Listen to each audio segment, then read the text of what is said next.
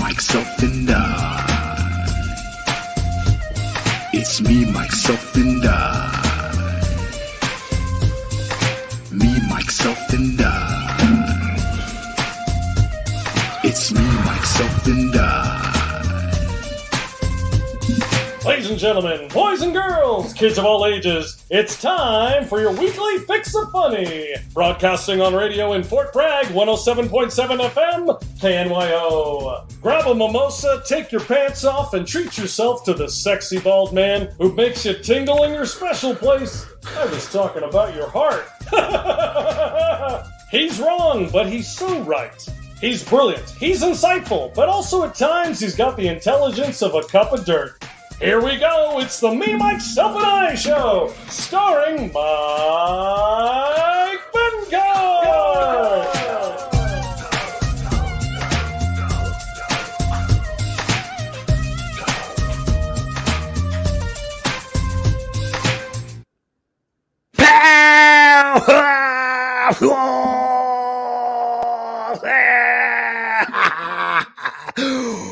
Welcome to another exciting episode of Me, Myself, and I. I am your host, Mike Betancourt, episode 121.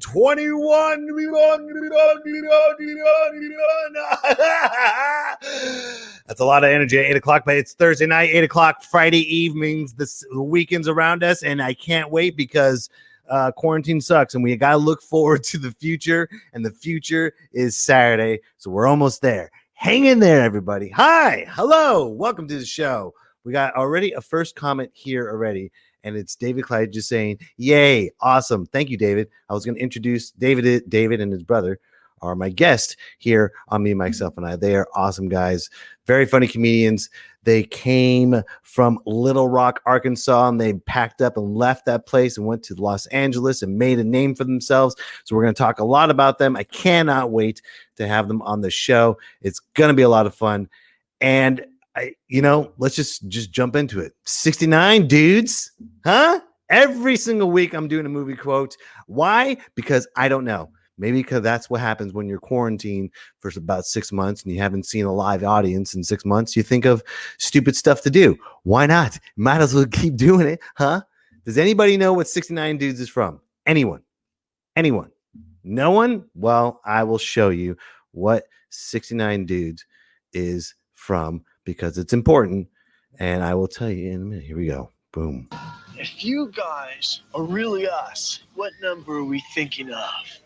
69 dudes.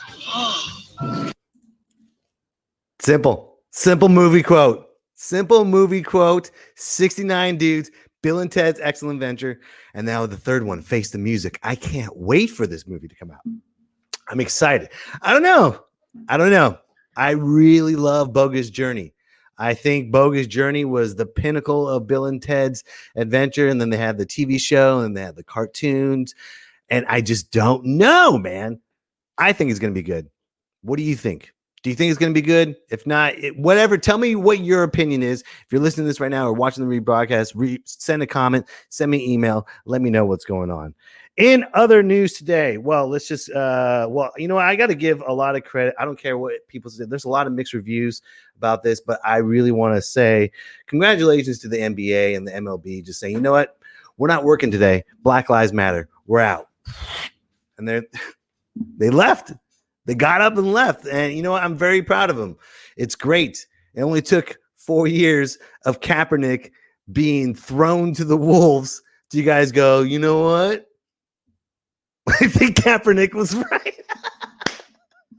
4 years too late, NBA and Major League Baseball. 4 years. Kaepernick's like, now you're gonna, what the hell? Now? Really? And then the NFL is like, ugh, we should have listened to Kaepernick. I can't deal with the NFL. I like watching football, but after the politics and everything, and they're just so, no, we can't, you have to kneel. You can't kneel. You should kneel. Now we should think I don't know. What do you think we should do? It's over. It's over.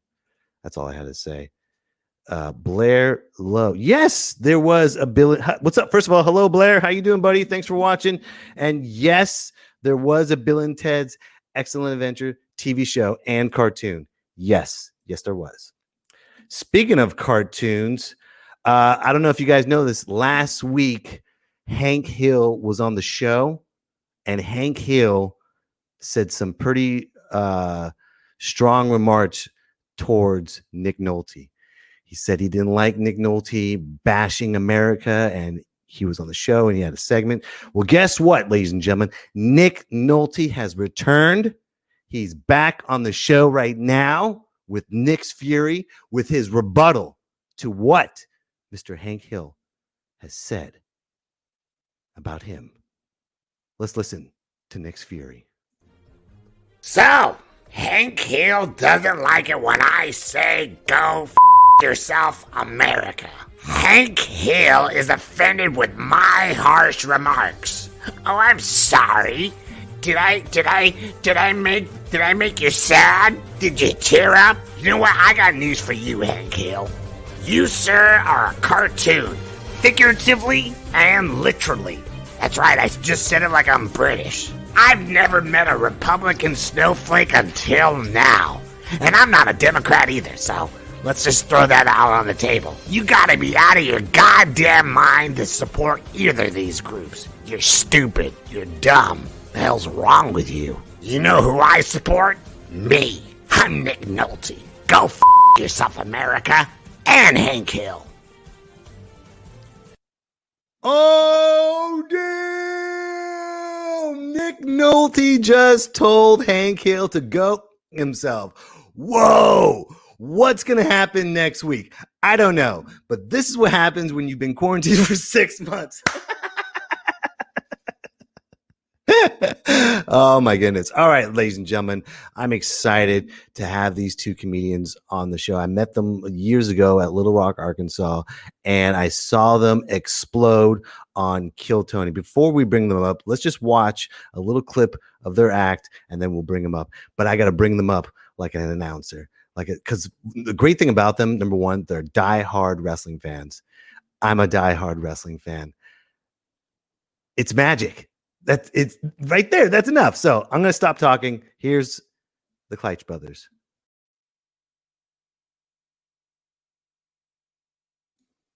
Come on, make some noise. It's the Kleitch Brothers.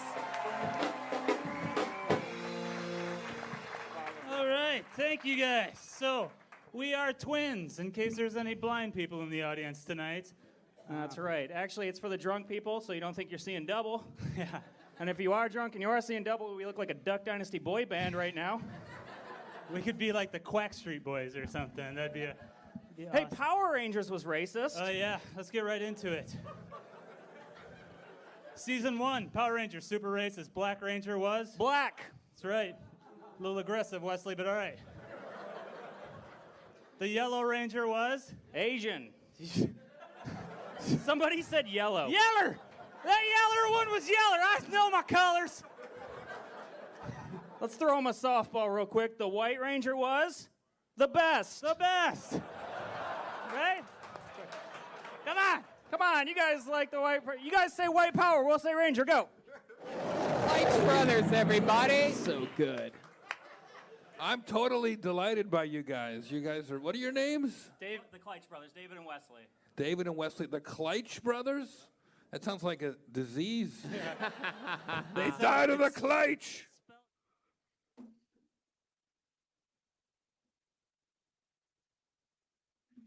Are you ready? Me, myself, and I. Everyone that's watching. Blair, are you ready? Because here they are. I got to do their announcement. Here we go. Hailing from Little Rock, Arkansas, moved to Los Angeles. They are the Twin Towers of Comedy, the Dynamic Duo of Hilarity. They are David and Wesley Kleitch. They are the Kleitch Brothers.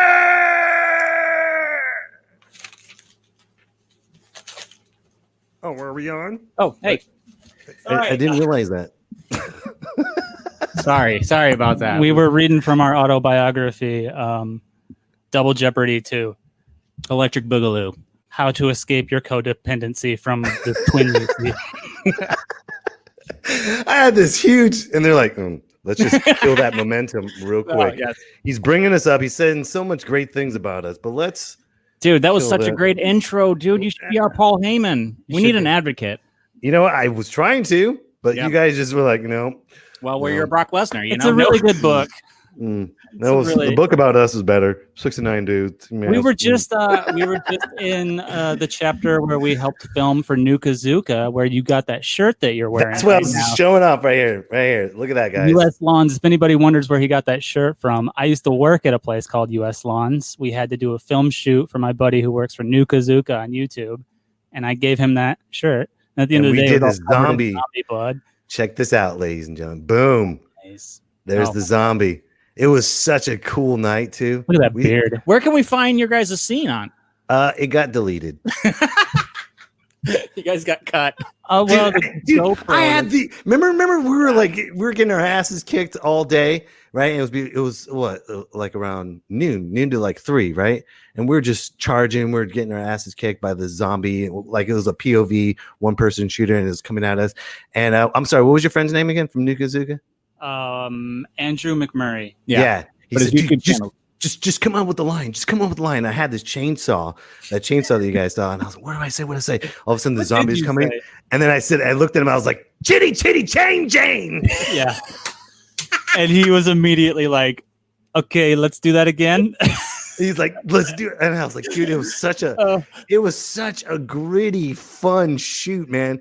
You got your butt kicked. You got ate by zombies too, man. It turned out the GoPro that they were shooting with, the file got corrupted, so all the footage that we were in didn't even get used. That's such a bummer. I mean, every time we shoot with him, we're like bad luck when we shoot because we did a PUBG video for him that got like 10 million views. It was like nuts. 15 million right now. We thought the shoot was just like, you know, we had never even played PUBG and we didn't even know what it was. And we were like, well, that's going to be nothing. And then the next thing you know, it just blows up. It's got 10 million views on YouTube. And we're just like, holy, and he paid us. We're like, that's awesome.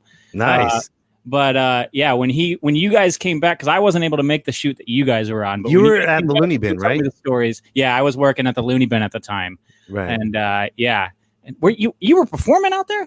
Yeah, I was this the featuring second for. time we met you, or was this the first time? This was our first weekend. First weekend there. That's It awesome. was Colin Moulton was headlining.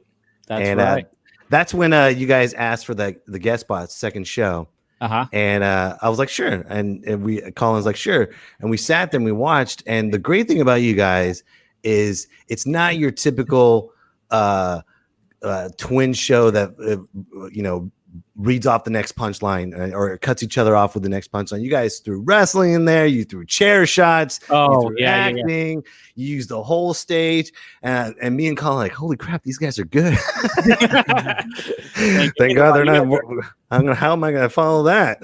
I mean, I got that job at Loony Bin because I was such a huge fan. I mean, they were paying me nothing to work there, and I did not care because I got to meet you guys. I got to meet comedians. I got to see it every single day, and that's what got us ready to move to Los Angeles. Was like I didn't even care about the terrible pay. It was.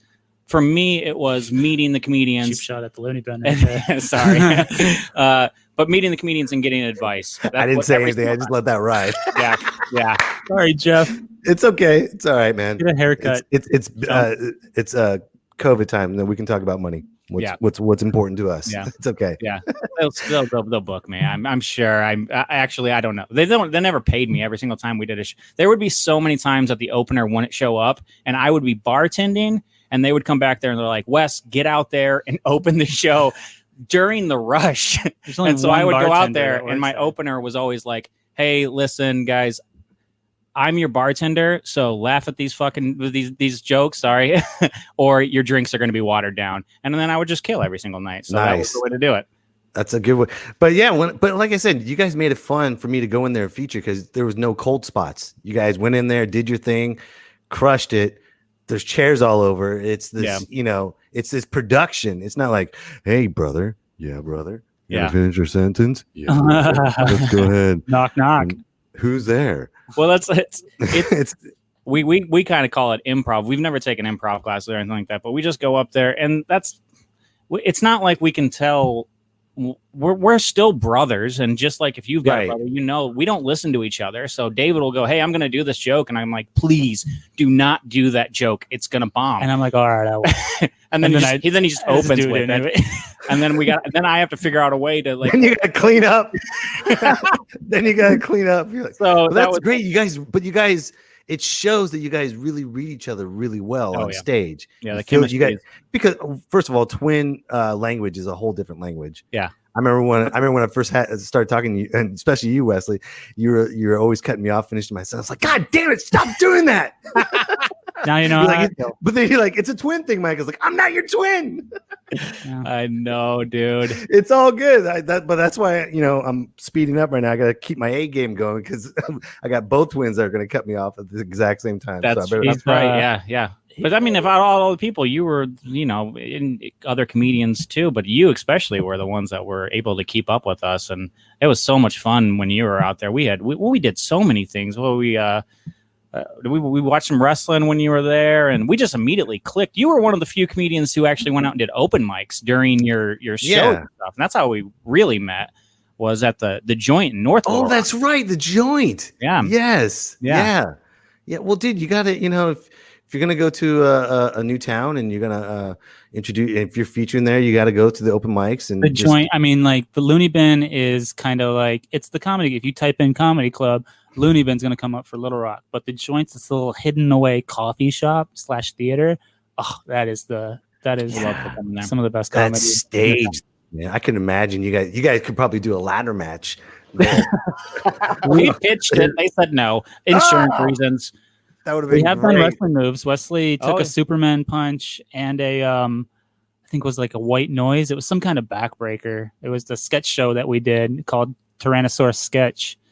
Yeah, and I told the guy, just throw me, dude. Throw me. I'll take a back bump. It's gonna look like it hurts, but it's not. And I remember we did the show 3 or 4 times, and every single time the crowd would just be like, oh, but because it sounded and it looked like, but it was just a flat back bump, and I took it nice, but it was always so great because it was such a good exclamation point for a punchline. Had a good acoustic to it. It was like, thump. It was nice. It was better than it was better than the guitar act.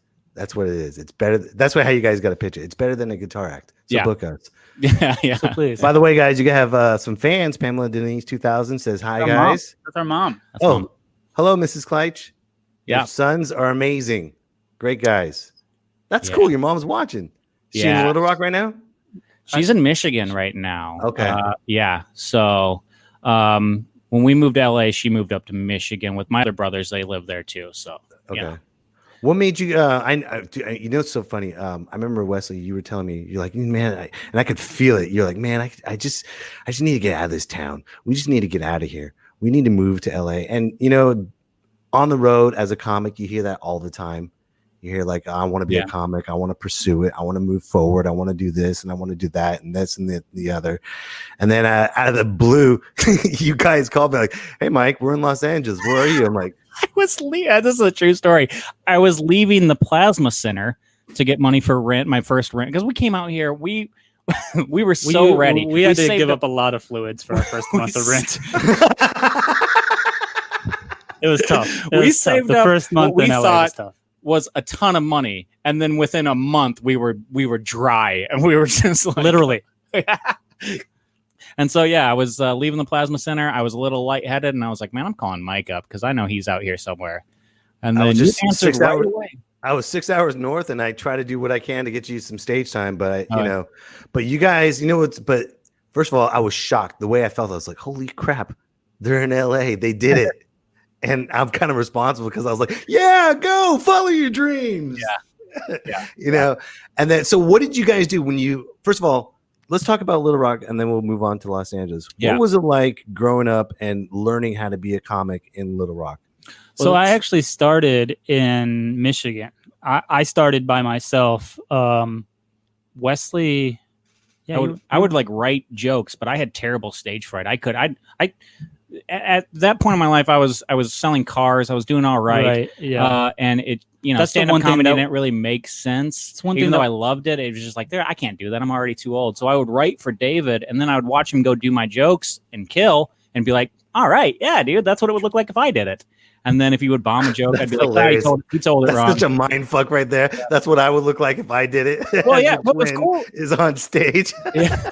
After the show, people would come up to me and they'd be like, "Hey, man, that was pretty good." And I was like, "All right, man, like zero risk for me, and I get all the rewards after the show. There you know, go. let's do this."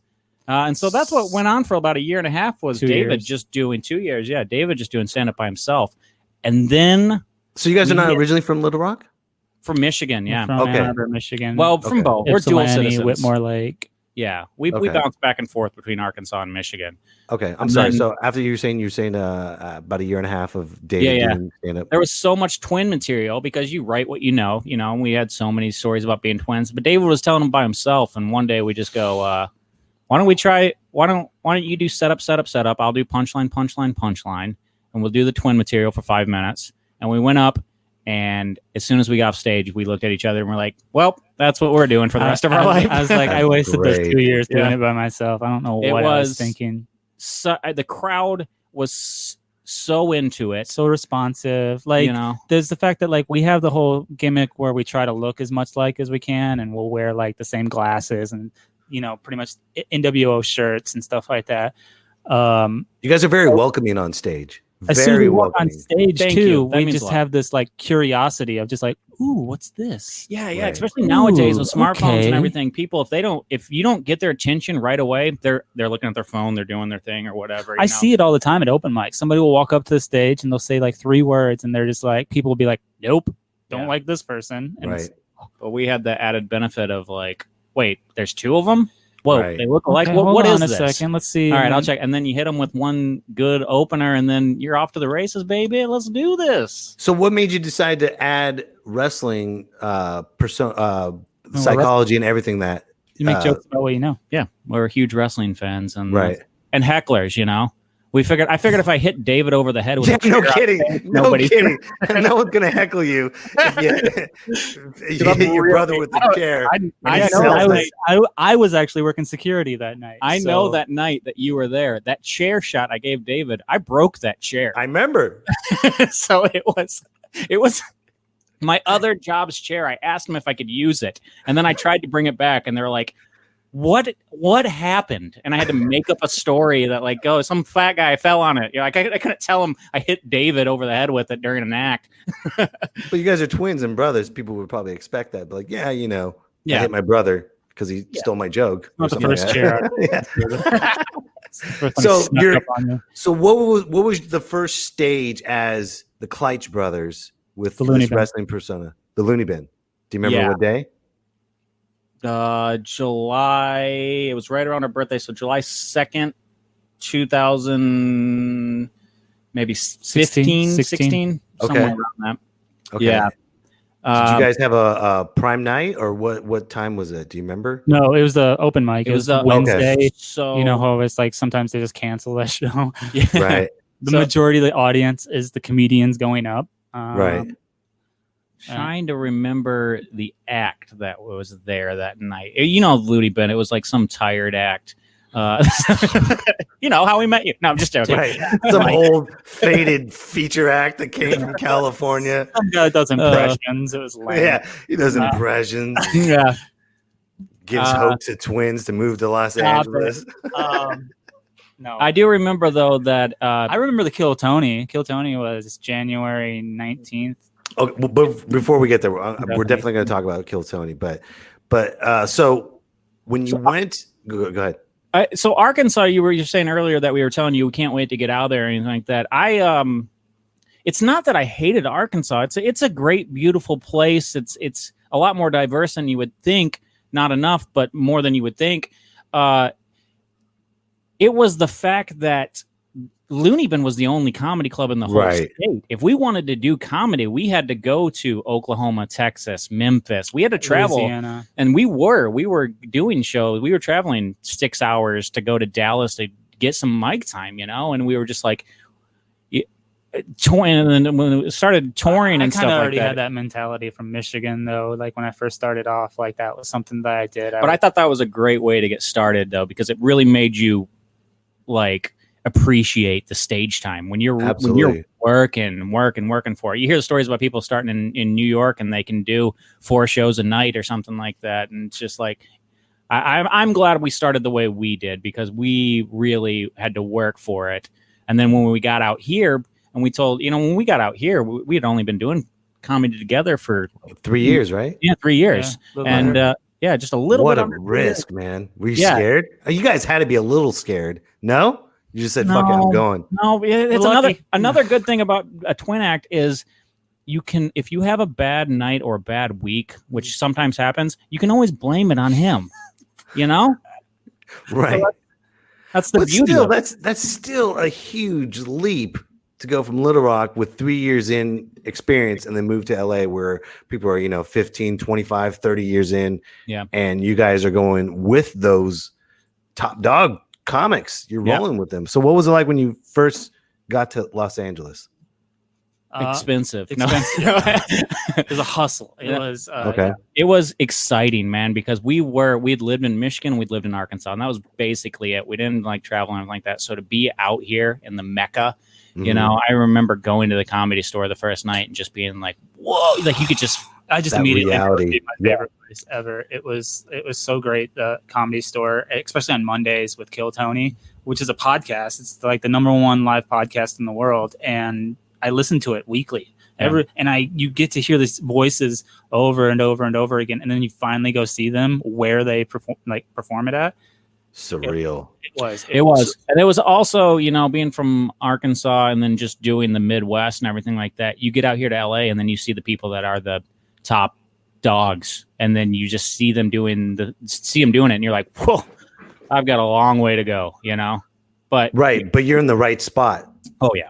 Because you can learn from all the greats. Yeah. You can learn that much just in Little Rock. Or otherwise you've just been that, big fish in a small pond.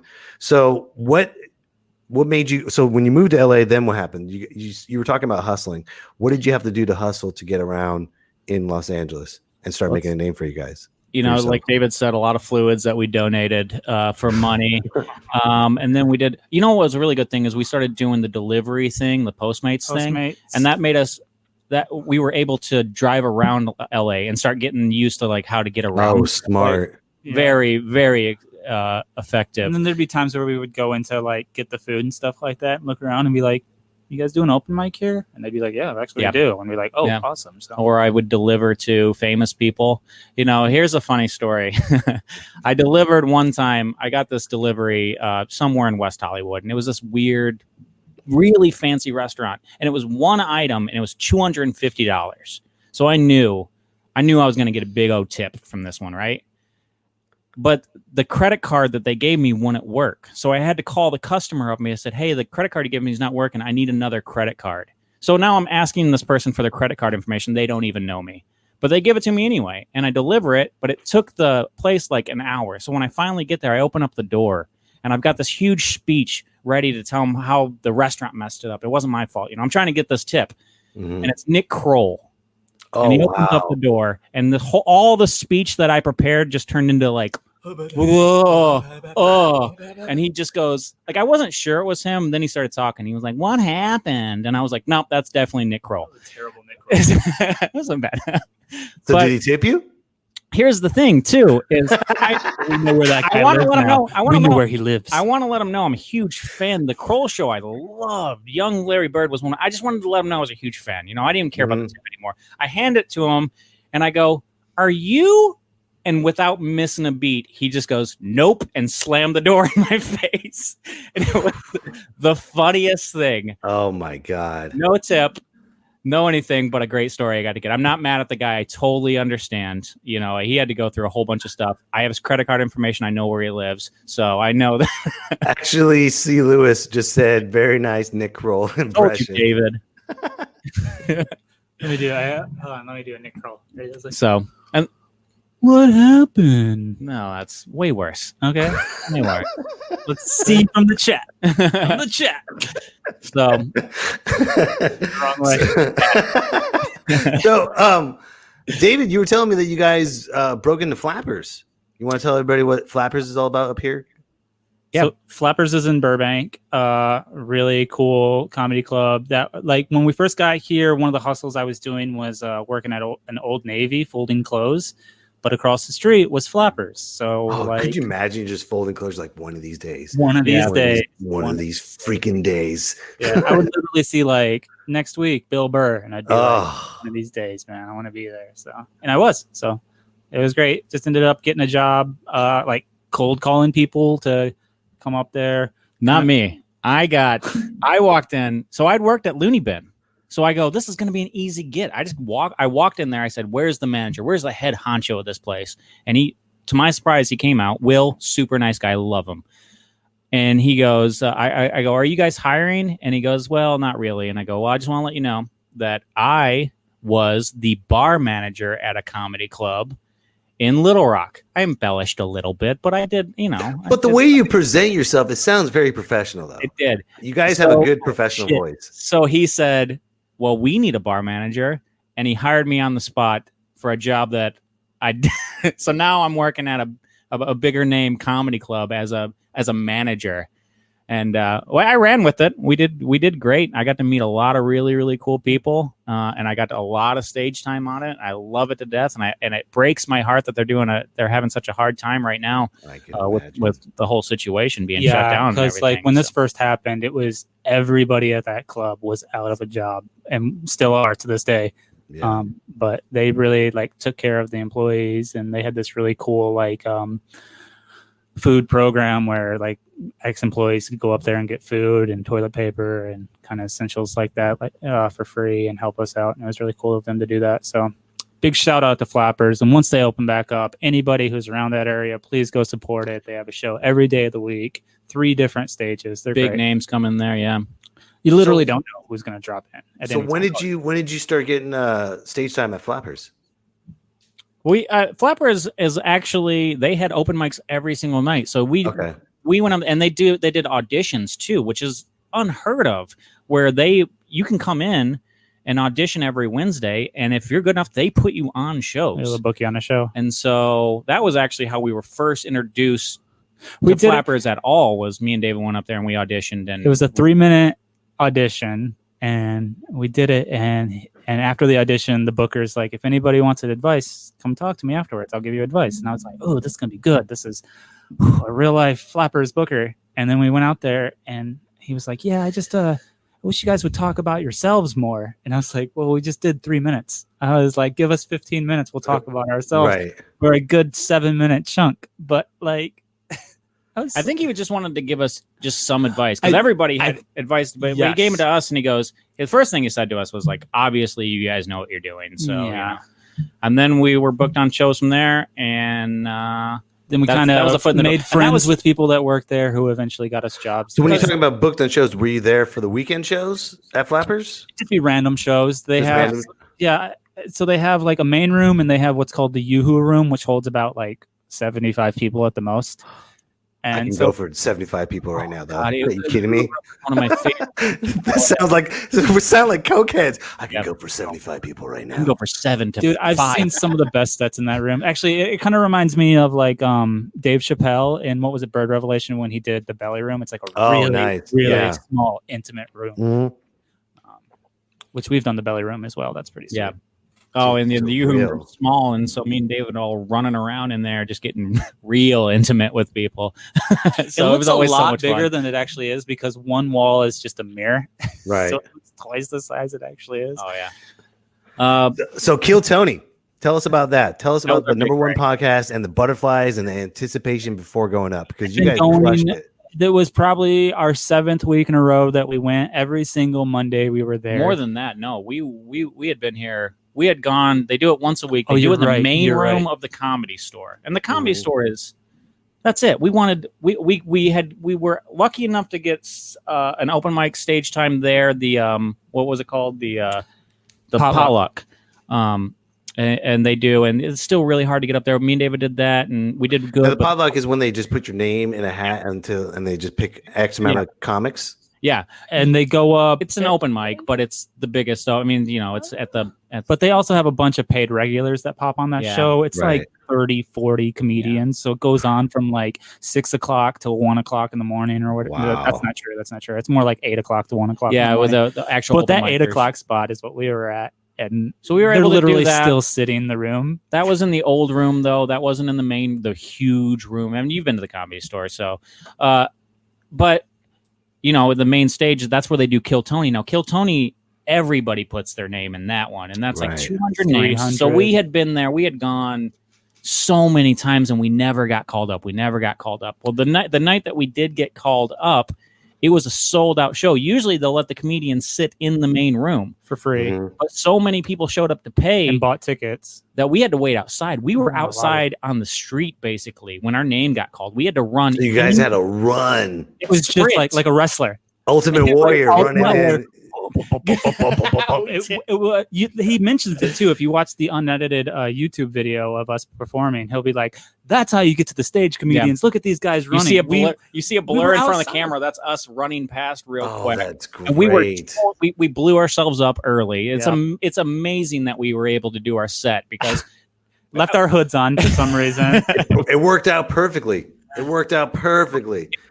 was windy outside, so our hair. it's was almost an fucked. impossible task because you get 1 minute. 1 minute to wow not only the crowd but the celebrity panel. And the reason it was sold out was because roast master Jeffrey Ross was the guest, right? And then after you do your minute, they just make fun of you for 15 minutes. Usually they'll make fun of people. They'll make fun of how they just bombed because it's so hard to do 1 minute. One good minute. Oh, That's the thing. People are forgetting but it was so tight though. When you guys went up there, Well, it's we had been practicing it for years. Stopped watching it. Like David Oh, you said. did? Oh yeah, Dave, Dude, we've been we're fans Kill of that Tony show fans. for so long. We drove. They actually took it on the road and went to Dallas one time, and we drove to Dallas to go try to be on it, but we didn't get pulled up. We went out there with 8 of our friends from Arkansas. 3 of them get pulled up from Arkansas, not us. So we were ready then, and that was 3 years before We even moved So out. you guys been ready for 3 years. Yeah. So, and then if Pumping you that watch the interview too, which that's another thing too. After I get done, I don't even get to enjoy the moment because we just got done sprinting. We do the minute; it goes by so fast. It's good. And We then get I booked on turn another gig. I turn and I look and I see the roast master Jeffrey Ross, and then I'm like, oh yeah, we're about to get roasted hard. And instead, they just compliment us. the whole time Dude. and set us up for our jokes. We do. There were so Yeah. many jokes that we had that they didn't even realize they were setting us up. Yeah, we for. had a couple of setups that we So- knew we could like get them to say in order for us to do It more was jokes. magic. It's magic, man. It Yeah. was absolutely magic how that happened. So what happened after that? What has that done for you and your career? Just exposure. I mean, after that, our Kept social media doubled. After that, we were able to. We had people hitting us up for shows. We got booked everywhere. at the Burbank Comedy Festival where we made the best of the fest and Oh, nice. last year. Yeah. They just did the Burbank Comedy Festival this year. It was really cool. They did all virtual mics. I can't thank Tony Hinchcliffe and the Comedy Store enough for what they have done for us and given us that opportunity. The very next day, we were back out there to watch another roast, and Jeffrey Ross was out there, Mhm. sees us in the audience, gives us a little hi, how's it going? From Dude, it's like the thumbs up from Caesar. He's like, Yeah. you It guys was- are good. It's big. Absolutely. And then after that, we don't get carded at the door at the store anymore. We literally just have people on Sunset Boulevard. If we're near the store, there's a good chance we'll walk by somebody and be like, "Oh, you guys were on Kill Tony. You guys were hilarious." Dude, that is so crazy. And you're like, hey, but now buy my shirt, buy my merchandise, buy everything. Well, I mean, at that point, we weren't even thinking about that. When we moved out here, we were like, embrace the grind. This is going to be 5 years before anything happens, and merchandise wasn't even it was so far ahead. We always play it as it goes. And then after that, we were it wasn't even about going out and making it. Was just like, now we can do more shows. Now we can, because that's for us. That's all you wanted was shows. That's it. That's all you wanted. If you're getting into comedy for the money, you're getting in for the wrong reasons. Right. But if you like to make people laugh, that's what I love, making a room full of people laugh. And the funny thing is, you guys never said, I want to be famous. I want to have this much money. You guys just said, I want to get out of Little Rock and I want to go to LA, and that's it. Yeah, I wanted a chance to do the main room with 300 people in it, which I just didn't have in Arkansas. Yeah, it was amazing. We were able to do, and then we got to do the belly room after that. We went back. We were on Kill Tony 2 more times after that, and I mean, They progressively got worse. we set the bar really high. We set the bar way too high our first time. But they weren't bad. Doing They just weren't as good the as the main first stage, one. even if it was for 1 minute, the main stage of the Comedy Store that's a dream come true. That's a bucket list thing right there, And I can't wait to go back and do 5 minutes there. But that's Gives you the confidence. Embrace the grind. We'll get there. Yeah, man. Oh, by the way, quick comment from a fellow Little Rock, Arkansas comedian, Mr. Carter Ashton Bryant, saying, "What's up, This the guy's- twins?" Follow that guy. That guy is so funny. He's got a great radio show. Dude, he has a great radio show. Yeah. So Was funny. he your opener when you were? Do you remember who the opener was when we first met you? I don't remember, but I Yeah. remember it wasn't you guys, and it wasn't him. No. It was someone else. No, they were so weird about us opening because they were. You know what? I actually heard later they were afraid that we were going to ask for double the money. I mean, when they I would think that too if I'm booking you guys. I'm like, are you guys that expensive? we were. Are you excited about going back to Little Rock when COVID's clear and headlining? And of course, The Joint, one of my favorite places ever. I can't wait to go back and do the Loony Bin again. That was it's a magical. Let's say you never forget your first. I actually played the new Microsoft Flight Simulator game the other day, and I flew over Little Rock and had a really good time reminiscing. The graphics are amazing on that game. you're just flying like, oh, there's Little Rock. Let me just go over here. Yeah, I was like the Junction Bridge. I flew underneath it. It was So what do you guys doing right now during COVID? And what are your plans? So we've been doing Twitch. We do Twitch every Wednesday. In It to Twin It is our Twitch channel. We just got Twitch affiliated, so that came with a whole bunch of things. Thank you so much. That was a huge milestone for us, especially during this, because just like this all started, and then me and David were like, call an audible. I mean, figure it's it something out. I've always wanted to do. I just didn't have the time to do it. And Same here. Yeah. Yeah. That's why I used to always just do the audio for the podcast, and then I stumble upon this, and I'm like, dude, why not? Might as well. It's so weird. I'm sure you guys are going to bed early now. Doesn't it feel weird to go to bed at a normal time and not like comic time? Yeah. It's. I just hate waking up and being like, what am I gonna do today? Yeah. I don't know. I don't want to think about it. I but find myself unintentionally performing to like cashiers. Do it, man. Get all the bits you can get in now, man. Yeah. I was getting a fruit cup the other day from a woman who obviously didn't speak Actually see English, the and I was point just there like earlier. figuring it out. Oh, sorry. You were saying? I was just trying to make people laugh again. You never lose that. That's just something that even if I wasn't a comedian, I'm still would be trying to do that. Yeah, but it's different, man. It's a superpower. It's such a superpower. We've got our roommates doing the Zoom comedy and everything like that. I know that's the new norm, but for us, it just doesn't feel. Well, You hit your brother with the chair. Like, why are you hitting your brother with the chair? What are you guys doing? It's the Zoom show. Yeah.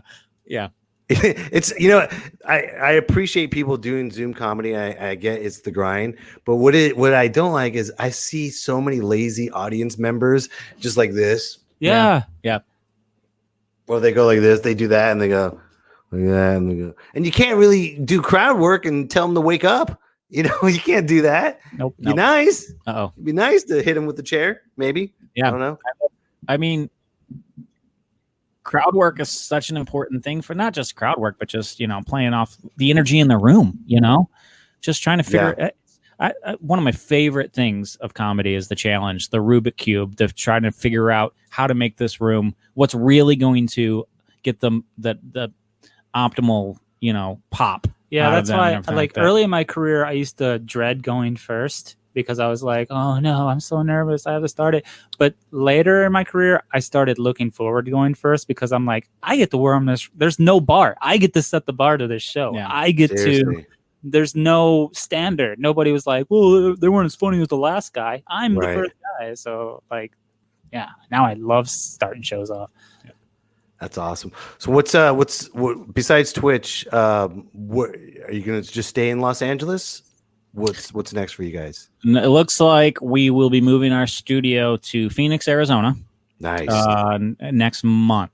Yeah. I'm gonna miss LA, but We'll be back. We will be back for sure. When everything opens back up, we'll be back for sure. But right now, paying LA money Can't do it. I can't to live in a Can't do it. Can't do it. somewhere I can't even perform. There's they've got some places open up in Arizona now. There's a friend of mine who's opening up his own comedy club there. See if I can't become a manager there. Go from there. Bring the chair just in case he says no. Just in case. What do you mean no? Hold on, I got a chair for you. So Phoenix, man, that's hot as hell, my friend. Yeah. How you guys are gonna do that? You'll see. Actually, C.S. Lewis is in here. That's my girlfriend. That's where she's. Oh, okay. But she's a big contributor of why we're going there. So That's great. So she's Yeah. moving to She's Phoenix from with there. you. Okay. She's- Gotcha. Yeah. Shout out to Cass. Thank you so much for You guys gonna do you're gonna start your own comedy room over there? our own comedy room. Yeah. I don't know. You know, I mean, Twitch is we'll have a- somebody else start one, and then we'll just go set up shop there. That's You smart. know? That's Yeah. smart. That's such I think- a hard job to produce shows and I then can't imagine. I mean, we obviously in Arkansas we dabbled in it, putting our own shows together, and we actually did pretty well. Like outside of Little Rock, we put on Right. shows in towns that had never had comedy shows before. But afterwards, after the whole feeling of the joy of actually doing it, you're Mhm. just like, ah, boy, that was tough.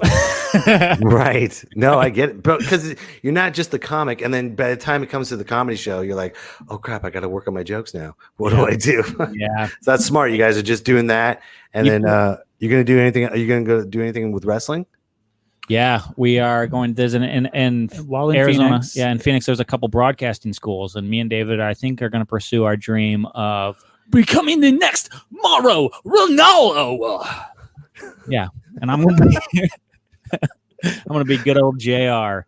Yeah, You gotta go, good God Almighty. I'm just going to get fuck out. I'll do both if I have to. I'm going to drink There you go. myself into a stroke. Yeah, and then Wesley can just be Tony Schiavone.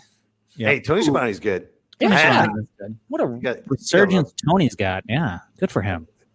I can Who's see your you guys. who's your least favorite announcer? Ooh, what a good question. My least favorite announcer. Yeah, Mike Tenay's up there. He's just a. I was gonna say Mike Tenay, but he honestly, if you really break down Mike Tenay, he's a great actually guy. he's really good at what he does. Yeah, he's so smart. He knows everything. That's it. Mike today. That's why I don't like does him. not get enough credit. He obviously also has to deal with so much of the bull crap of like the back, like. But he looks flawless when he's talking. I know. Yeah, I You think the could tell. worst. I think the worst is Larry Zbyszko. Larry Zbyszko was bad, but Oh he my was God! still- Can you believe this? he was still Larry Zbyszko, so it's not like I'm gonna tell him to. I would say Mongo? Mark Madden. Mongo was pretty bad, but again, that's a big dude. I would tell Mark Madden to his face that I don't like him. So yeah, although he's not doing it. I would tell anymore. John Madden to his face that I don't like him. Whoa, Yeah, that's right. Shots fired. That's right, Madden. David. there we Your go. game has gone downhill dramatically. Damn, the Madden cursed himself. Dang. You can curse. Mike Shin, comedian from Reno, just said, "Got to work on Mamma Mia for Morrow." Mamma mia! There you go. Pretty good. He's also bipolar too, just like Morrow. So we'll be good. Bipolar, rock and roller. Bipolar, rock and roll. That's funny. So, you guys have any advice for anyone that wants to get out of Little Rock, Arkansas, and move and have a wonderful life? Like, Yeah, be a get it. twin? Okay. Helps out a lot. What if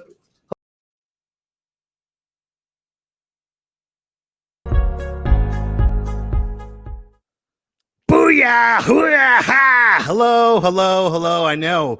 Mike Betancourt, me, myself, and I, 1 o'clock in the afternoon here, Friday night. Why? Why am I going live again? Why? Because I love this podcast? No, because you don't just get one dose. You get 2 doses of the Kleitch Brothers. That's going to be on momentarily because yesterday I had to cut my show short. I had a family emergency. Good things now. Everything's fine. But man, I just tell you what, do you guys have that parent, that mom or dad or grandma that always calls you in a panic?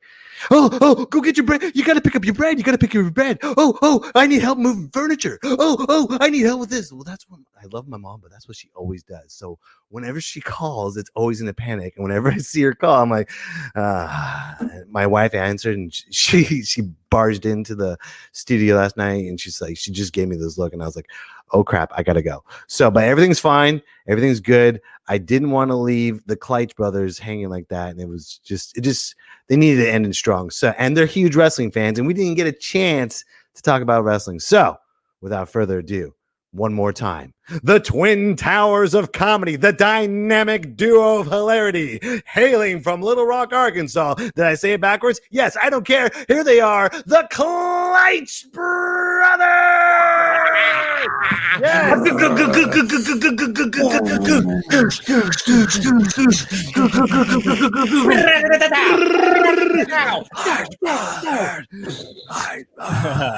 Here they are, ladies and gentlemen, the Kleitch Brothers, yet again, here on Me, Myself, and I, part 2. One's a heel, one's a face. What are you going to say, David? Say something. What are you going to say to your next opponent? Well, let me tell you something, brother. I'm coming so much more high energy than we did last time with those stupid books. Am I right, brother? Am I right?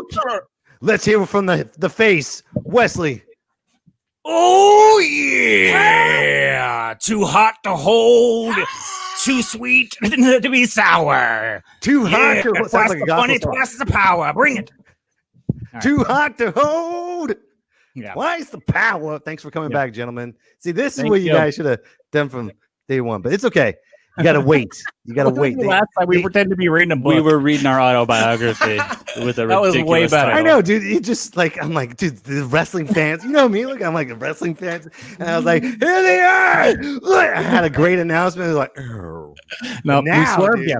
We Vince Russo'd you. But now, though, with the hair flopping too, that's welcome back, gentlemen.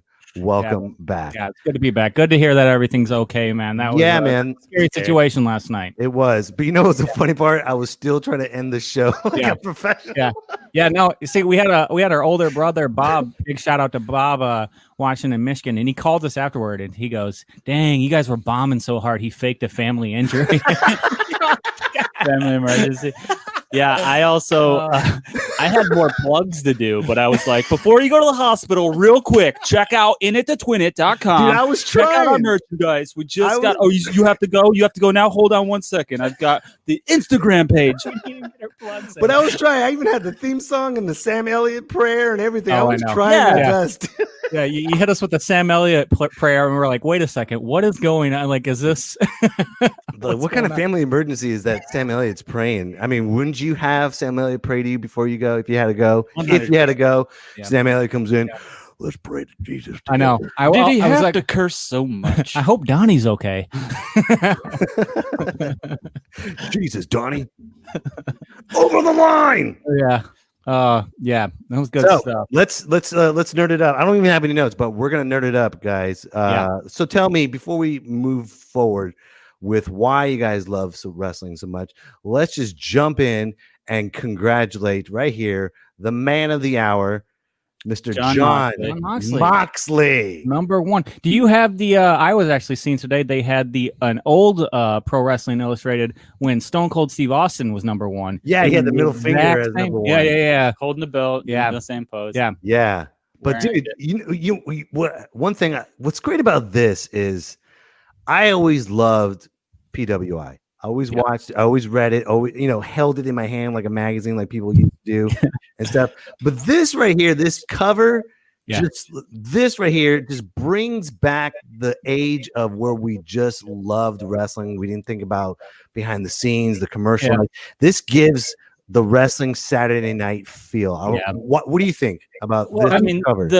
The PWI 500 issue is like every year is a super big deal to me. It's I love going through coming through and seeing the people that deserve the adoration, and then also seeing the people you've never even heard. That's one of my favorite That's parts. a great thing, people, man. Like, oh, who's this guy and why is he ranked so high? And then you get to be introduced to a new wrestler, which is so much fun.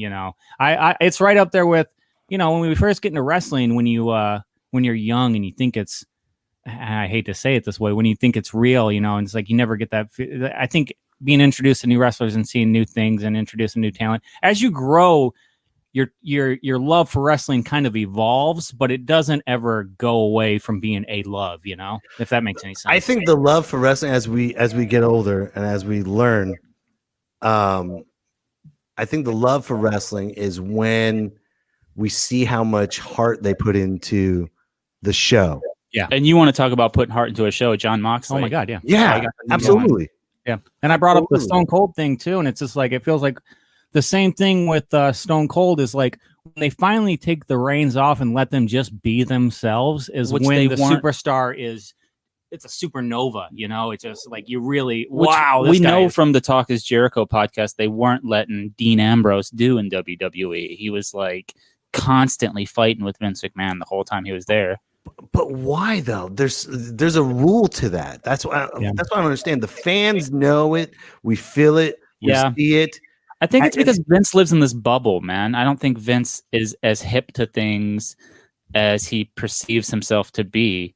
I don't Like we think just he's watched that being Pat McAfee thing where he tried to kick or you know, he didn't want him to wear shorts, and he showed him a picture of LeBron James wearing tuxedo shorts, and Yeah. Vince was like, "Oh, I get it. I'm hip." Okay, I don't you think can it's wear about being hip. I think it's just listening to the talent to make it evolve. Yeah. I think that's he just doesn't want to say, "Yeah, I guess you're right." Yeah. I think that's the biggest thing. Is his ego is Yeah, I'm I was the sitting there ruler, thinking, I I was know like, everything. he's gonna die soon, and somebody will take over. But then I just saw him take that bump off the stage. Did you see Oh, that? yeah. Rob Gronkowski was too afraid to jump off the And I was thing. like, this dude's not gonna die anytime soon. Dude, let's look that up, man. Hold That on. is so great. You know what, man? I'm glad you brought that up because I gained a lot of respect for Vince when he did that. Yeah, and it's okay. Well, It's if you're good, pulling it man. up, you got to see it because it is. He is how old? 78. Yeah, He's an elderly man without doubt. And there's this. So he has to step over a railing to get to the spot where he falls off, and he is so timid and gingerly stepping over that railing like an old man would. I don't know And if I then can he jumps play, off, and then with no fear, he jumps off this onto a crash pad.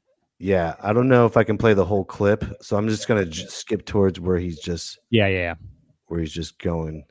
The best is the look after he does it. He hits the mat, and then he looks at Rob, and he's like, Because Rob Right. Gronkowski, former You get NFL player, was at WrestleMania, and he had to. They had a spot for him where he was jumping off a balcony, basically. But there was a crash pad from the land on. The camera wasn't going to show, but it was gonna. But he was afraid. He was scared to do it, and so Vince McMahon showed him, "Here, buddy, listen." Vince, he just doesn't fall. He takes. Oh, a- it's so here we loud go. too. Yeah. If you got the sound on it, play it too, because Yeah, we're all here. We go. Okay, he's gonna do it anyway. Yeah, hey, That's it. That's it. God, dude. You see his heads, man. No problem. That guy No is. problem. "You should have shown him Whatsoever. stepping over that rail to get to it." It's, No problem whatsoever. That was it. Yeah, hey, just like that. I'm hip. Yep. So you, And I broke it too. I broke my hip.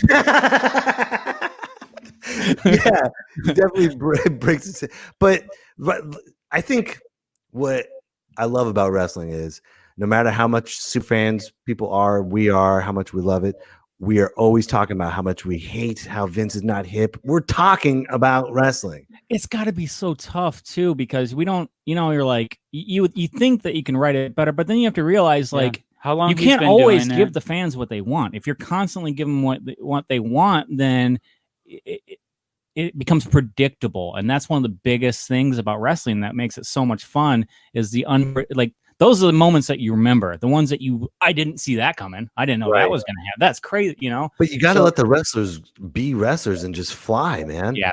You got to let Which the is what we're talent doing in fly. AEW. Yeah. Well, now we have AEW, and you see that's like, I mean, one of the biggest wrestling ever was when So WCW, good. WWF.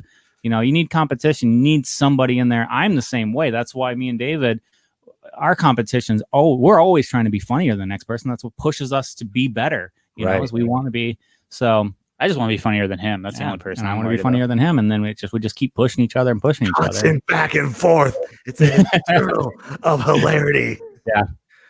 What's your Um, guys' favorite match ever of all time? Top 5 favorite matches. So I know I've definitely got a top 3. Okay.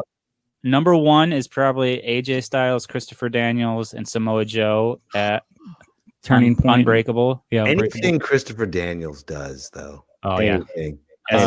Number two is Undertaker and Mankind, King of the Ring, Hell in a Cell.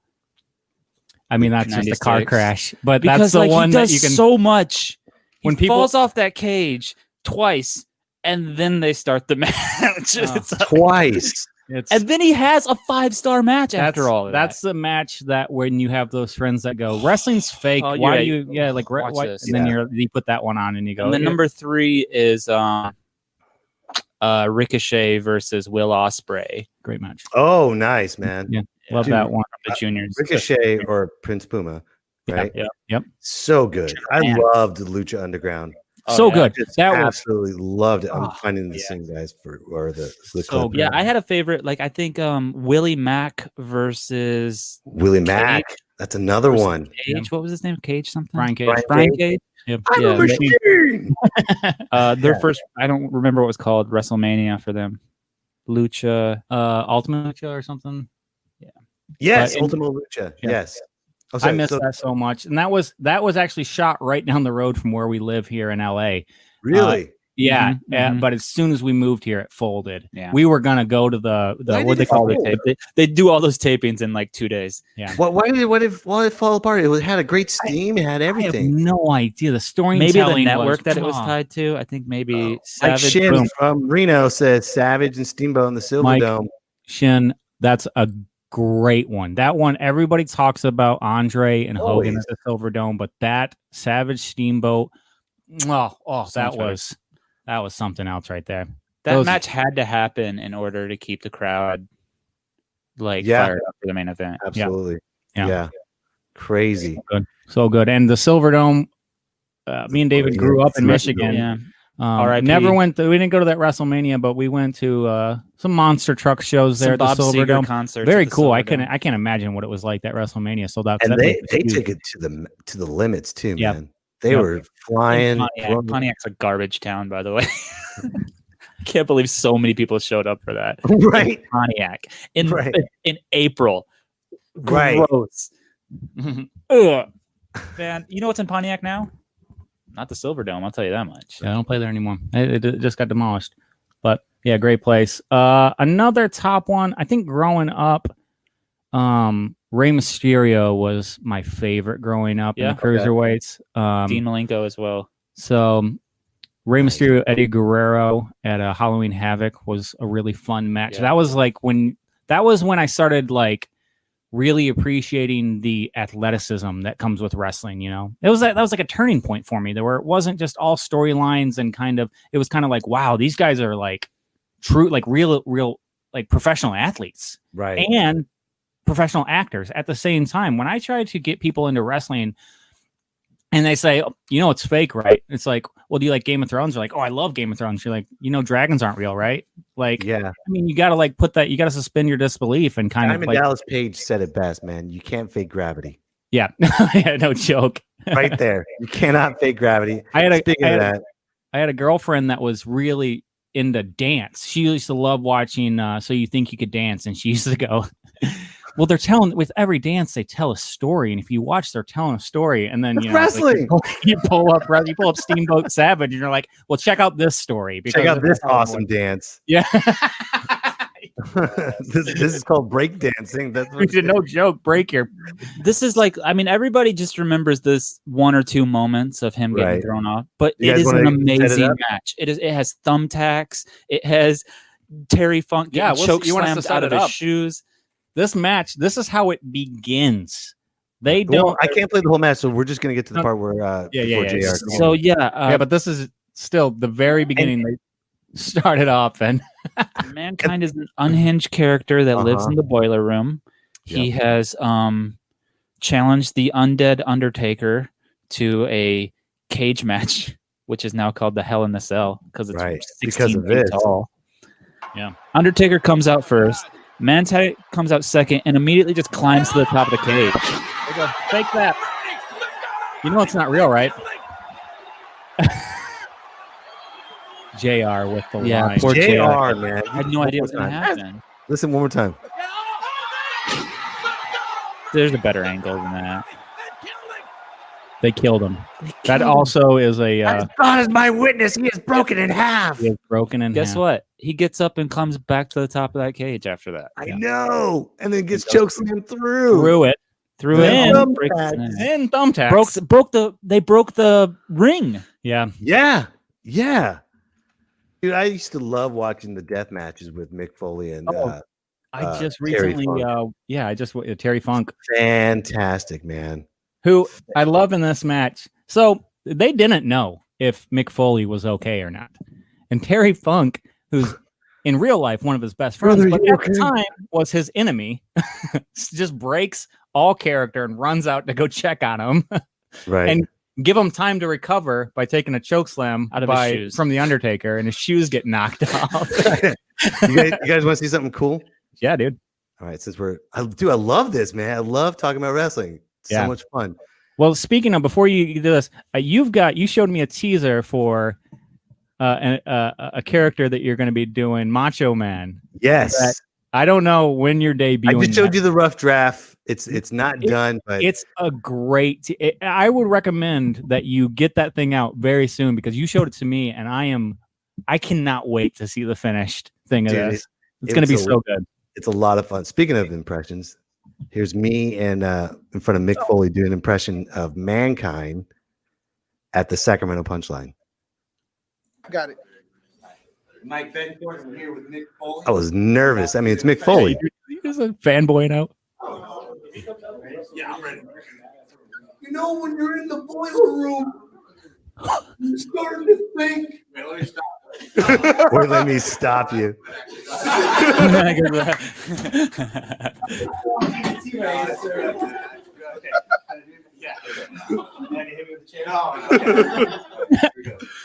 Take two. As long as this doesn't turn into like gay men. That's why we're here.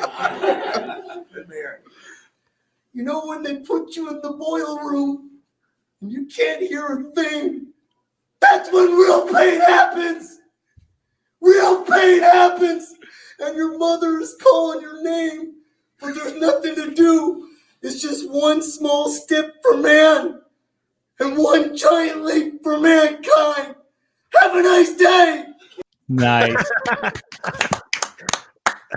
Wow.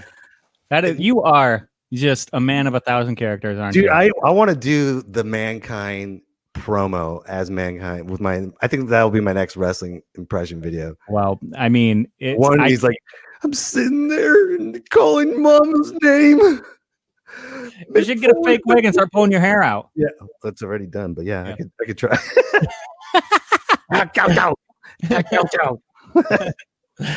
There you go. Socko. The Rock and Sock connection.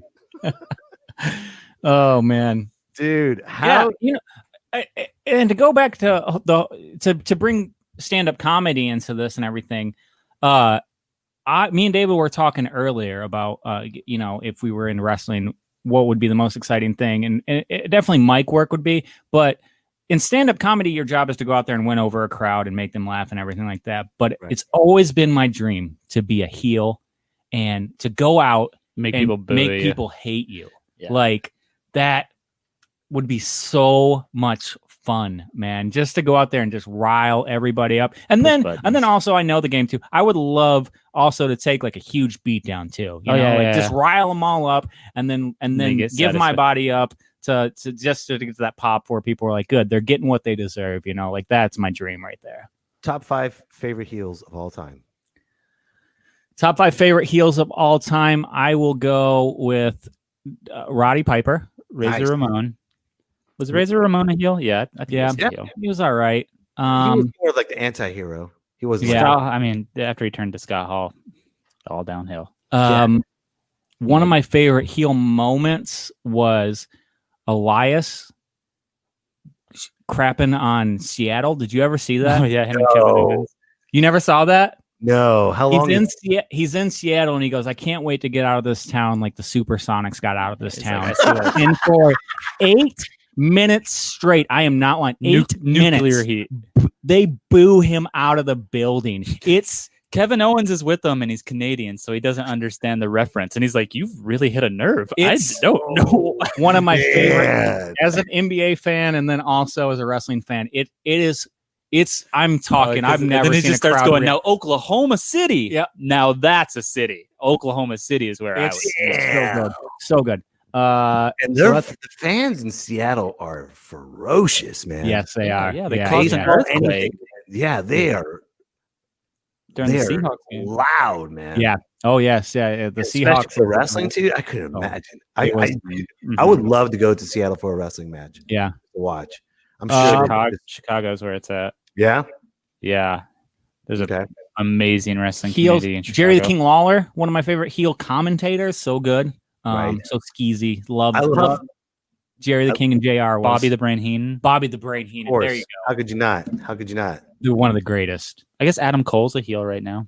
Like Adam Cole. What about current wrestlers? Who are some of your current wrestlers that you're? I like you know what, man? I've just been watching a lot of highlights right now. So Yeah, I'm really not involved with the storyline, so it's kind of hard. But wrestler wise, I mean, I love how let's go with top 5 favorite heels of all time. I agree. Rowdy Piper. Ooh, hold on. Mike Shin. Dude, Mike Shin says Shawn Michaels joined Montreal with the Got your hopes up Bret just Hart. a little, didn't I? Damn, Mike Shin coming hot.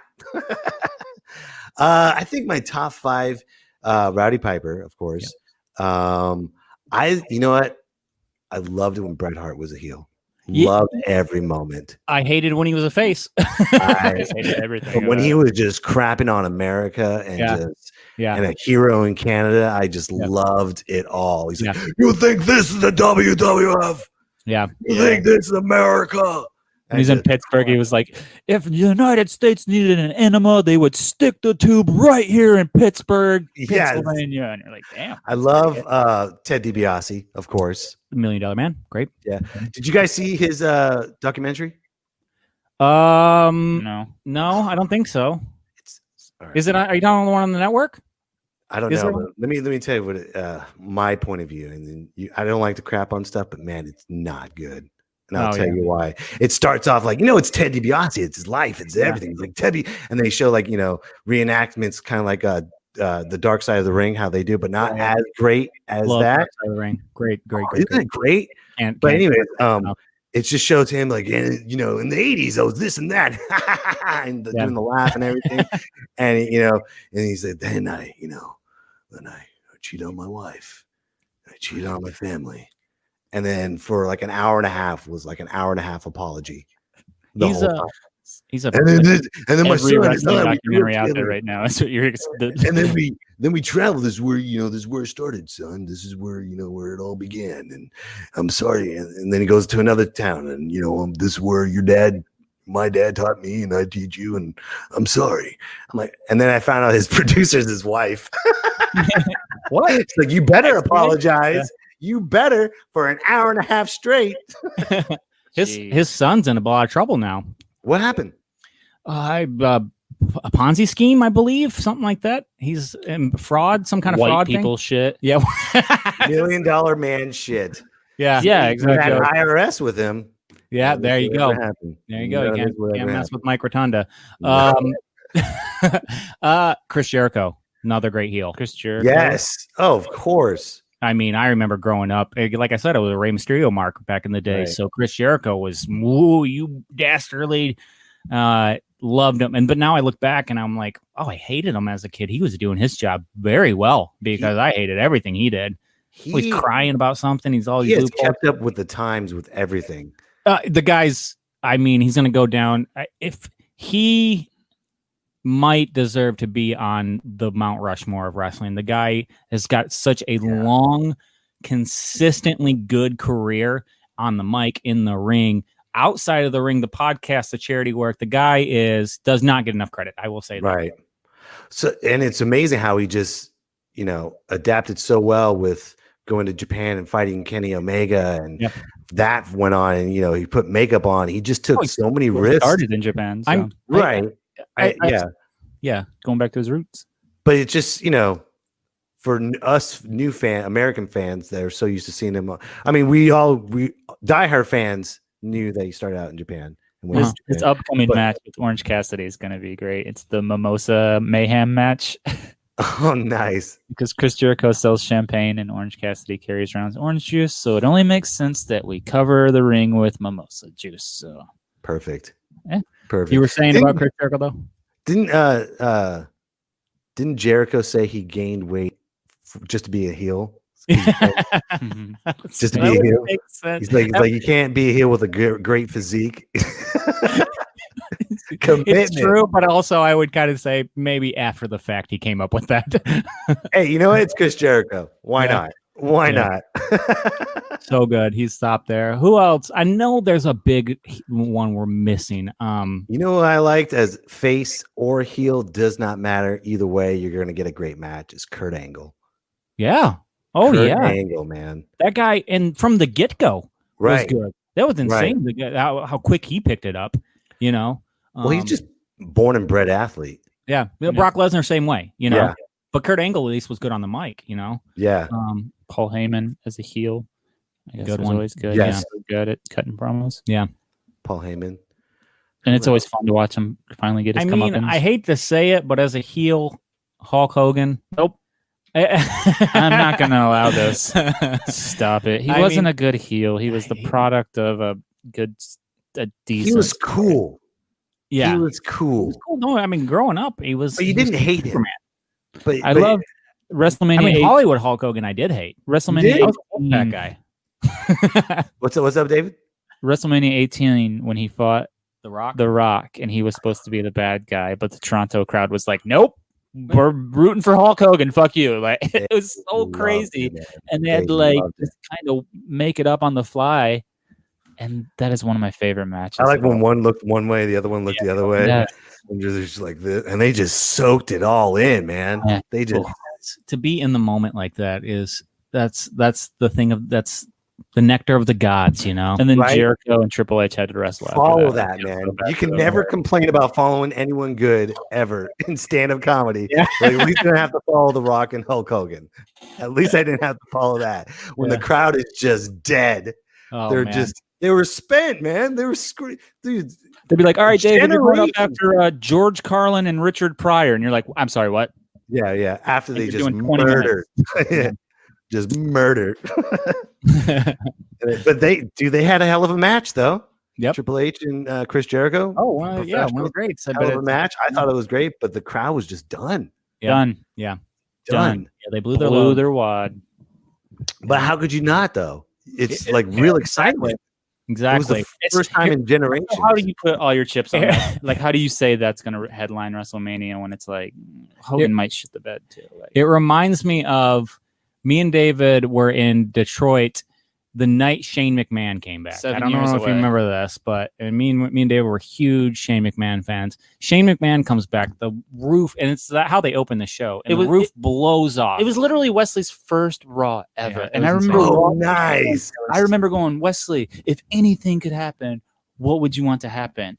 And he said something, and I remember as a throwaway line, I said, Shane McMahon comes back. And then, like, we didn't even think about it because it was so outside the realm of possibility. Yeah. He's been so successful. in He'd his been own gone business for so long. Ventures. He had no reason to come back. No one even knew what he looked like. He was in great shape when he came back. They open the show though, and then like the crowd explodes for it. Right. And then they do a 30-minute promo. 30 minutes of Shane McMahon. That's how long it lasted. First segment, they start the show, and they went 30 minutes before they went to It the was first insane. It commercial. was great. It was a great moment. I couldn't tell you what happened the rest of that Raw though. No. I have I was- no I was idea. spent. Can't remember because it was such a big moment that it's just like, who cares from here on out? You know, it was. That's what's great about wrestling is it's such a very spectacle moment ingrained in your life forever.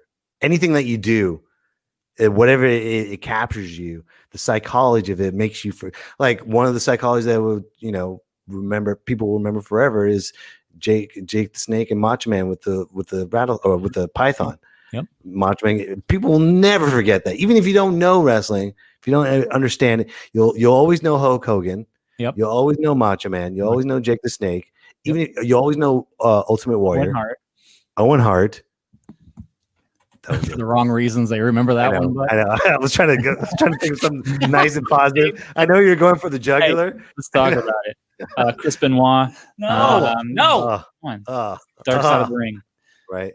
Oh, Dark Side of the Dark Side of the Ring. That was done really well. That whole series. Yeah, it's everything because about it. Chris Jericho. Chris Jericho was heavily involved in the Benoit and the Owen Hart one. But it's so There's sad no when way you he watch. was at liberty to do that under the contract of WWE. They've been like, "Fuck you! You're not talking about that." Right. But when you watch Dark Side of the Ring back to back to back to back, you're like, wow, I'm really sad now. Oh yeah. Like the Von Erichs. Oh, forget it. It's over. Dude, Perfect. It's the perfect quarantine show, though, where it's just like everything's dark and gloomy anyway. Might as well just really get into it. I guess so, but man, it's just like dark. Yeah. But I love the reenactments, how they make it look like it's real and stuff. Oh yeah. Mm-hmm. So good. And then there's been a couple episodes where I didn't, not most of them I know, who they're about, but there's been a couple. There was the one on the UWF and their little short, like coked out owner of that one. Did you watch that one? No. This guy was crazy. This guy was he was. Oh, was that New Jack? No. The New Jack was a good one too. No, it was about a wrestling organization called UWF, and I don't want to ruin too much about it, but it was basically started by a short little. He was about 5'0", 85 pounds of like pure cocaine. He was. I'm serious. He was out of his doing mind. the white lines. You have the 80s. You have to watch this to the end to see how this Razor's guy died, Edge. because it is the most 80s way I've ever heard of. So I didn't know anybody that ever dying. story. So that was a lot of fun to watch. But Dark Side of the Ring, really, really, really well done, and really gets into some stuff that I'm sure WWE doesn't want out. But but now that there is competition and everything like that, this stuff can come out. Yeah, but looking back at the Dark Side of the Ring, before McMahon and during the territorial days, it was like a little mafia. Oh yeah, the whole time, and then you got the Don McMahon just swooping up. Yeah, how did he not have a hit on him? Because he's messing up people's territories and money. He really is such a good promoter. Yeah, I mean, it's him and Dana White are like the best two fight promoters out there right now. I just finished reading the JR's book, Jim Ross's book, Slobberknocker, and he gets into it and everything. It was a mixture between a lot of backdoor deals where he would go to these organizations, and it would start off as a kind of a joint venture, but then it turned into like, hey buddy, let me just take over. You don't even have to do anything anymore, and I'll give you a cozy desk job, and you don't have to worry about it. And so these owners they were just giving it up, and he was just bringing in the money. So there was really, by the end of it, there was only one competitor, and that'd be WCW, NWA, WCW, but right. And then he ended up buying them out too. And it was basically the same way every single time. Was like, it's a hard business. You don't want to do it anymore. Let me take the load. Right. That's kind of how he did it. You know what? Would have been great if he bought WCW and not tell anybody about it. Yeah. If it was just the original Monday Night Wars. No way. Yeah. You don't think so? No, I mean, there's no way he would have done it. There's no way Vince McMahon would. Yeah, but how great would that be, just to mind fuck everybody, saying that this is real and it's not, and he just owns it under the table. And honestly, see other wrestlers going into other federations and stuff. The WCW thing could have been handled any other way than it was. How do you think the invasion should have handled? What's your opinion? I agree with you. I think don't tell anybody, run it as a separate, and then just take the money from both sides. Because back then, wrestling was the hottest thing. You were watching WCW or you watching WWF, and you get a little bit more interpromotional with and it. Everybody was watching it. Why now? And now you take it over. But Vince was so rock hard about buying his competitor. The day he bought it, and that Raw airs, and it's I remember that it opens with Vince McMahon on both WCW and WWF being like, "I bought my competitor." It's a close up of his face, but if they pan down, he is just stiff as a board. He's not wearing any pants. He has got the genetic jackhammer. Screw you, WCW. You're fired. Yeah, he couldn't wait. He fired Jeff Jarrett immediately. That's how it opens. So great. But you know, the second channel, when they had the WCW Invasion, though, they could have done that 100 times better. Because all the big names were sitting at home with their guaranteed contracts. They didn't have to wrestle. They were still getting paid. So they went there and they rushed it. You're right. I think the way they should have done it would be. I think Diamond Dallas Page should be the leader. Should have been the leader. He shouldn't have been the stalker because that huge pop he had when he came in with the helmet up. Let's just show. Hold on. Let's just show that. I'm going to show. DDP's love Diamond Dallas. Oh yeah, I know. But Diamond Dallas Page coming back to WWE as a heel. As Undertaker's wife's stalker. Yeah. Yeah, just to get job out to Undertaker. And his wife. Yeah. He lost the match to Sarah. Doing the job, baby. It's a great way He's to a company bring in man. Diamond Dallas Page. Yes, but man, it was just I can't find it. Where the hell is it? Yeah. You know what's so funny is I was talking to Wesley about this. Those stalker videos, they used to have like the footage of what was supposed to be Diamond Dallas Page, like out in the bushes looking at Undertaker's wife. And it was like all voice modulated and it was like, Undertaker, I see you. But like years later, they unmodulated the voice and it turned out it was Vince McMahon doing all the creepy talking. Dude, look at this, man. And the way the audience just was with him should just tell you, let this guy be a face. Let this guy be the hero. Yeah. The only reason why he became a heel is because JR just said, he's sick. He's twisted. He was trying to tell the story, but the audience loved him. Yeah. Yeah. Which He is was like, he did the self high five and everything. He was jazzed. You're not supposed to go on the ropes as a heel, as a bad guy, stalking someone's wife. And like I said, he would lose that match to Undertaker and then turn around and lose the match to his wife as well. And you're like, that's how you brought in Diamond Dallas Page into the company. Yeah, but without all that, where does he go from that? He goes to save Scott Hall and Jake the Snake Roberts' life. So That's true. That's true. You know, maybe it all works out. Maybe it's not your mama's yoke. It's long-term booking. Well, he's sometimes. Long-term booking. Those are words to live by. I think we're going to end off on that, my friend. Nice. Long-term booking. We're almost at 40 minutes. Guys, thank you so much for being Thank you, here man. for the second time. I really appreciate this. We're going to add this to the show. It's going to be like a 2-hour show, but I don't care because it's a wonderful show. You guys got anything to say? I don't have anything to rush and get out.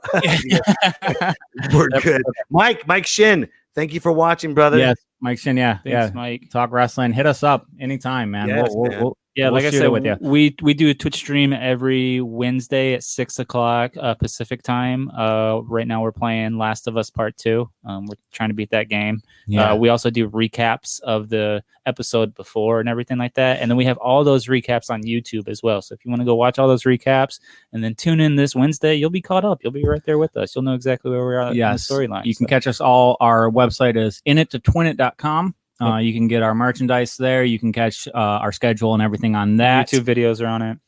You can guys hit us up on Facebook, Kleitch Brothers, Kleitch.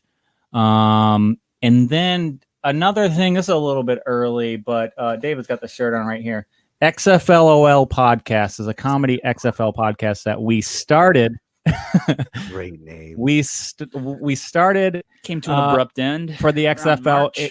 We got so much steam. Everything was going. It was our baby project. It was so great. COVID hit. XFL files for bankruptcy. It's over. We're done. Then the news breaks recently. The Rock bought the XFL out of bankruptcy. It's coming back, which means the XFLOL podcast is coming back. Yes. We're doing that again. Yes. Keep Very an eye out excited. for that. That's a lot of fun. We do. Don't watch the NFL anymore. We do a XFL. podcast on that. We do Watch them both. we do a video recap as well on that. That's a lot of fun. David puts out. That'll be on our YouTube. So keep an eye out for that. That's going to be a lot of fun.